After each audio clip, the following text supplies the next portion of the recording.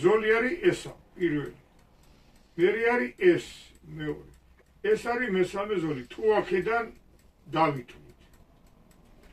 თუ იქიდან დავითვლით, ეს არის პირველი ზოლი, ესეც მეორე ზოლი, ეს მესამე ზოლი.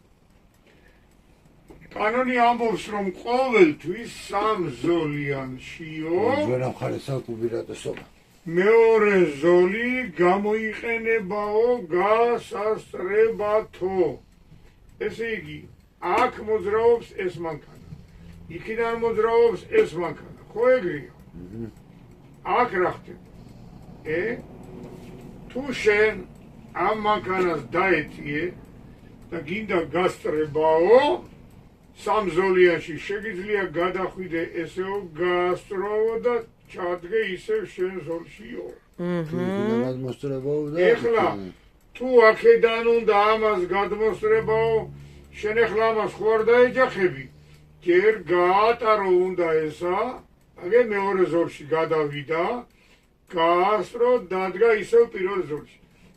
ეხლა წამოვა ეს პატივცემული.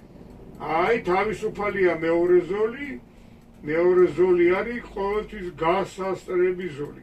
ეხლა ეს წამოვა მეორე ზოლს დაიკავებს და ჩადგება ისევ თავის ზოლში.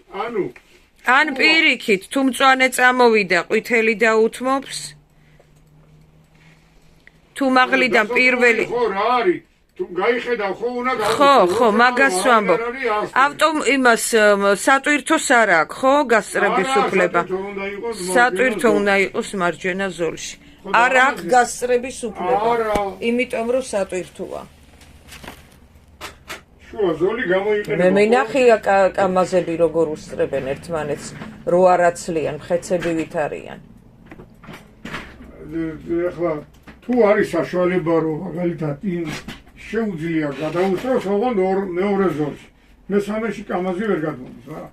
სამ ზოლიანზე აი აქ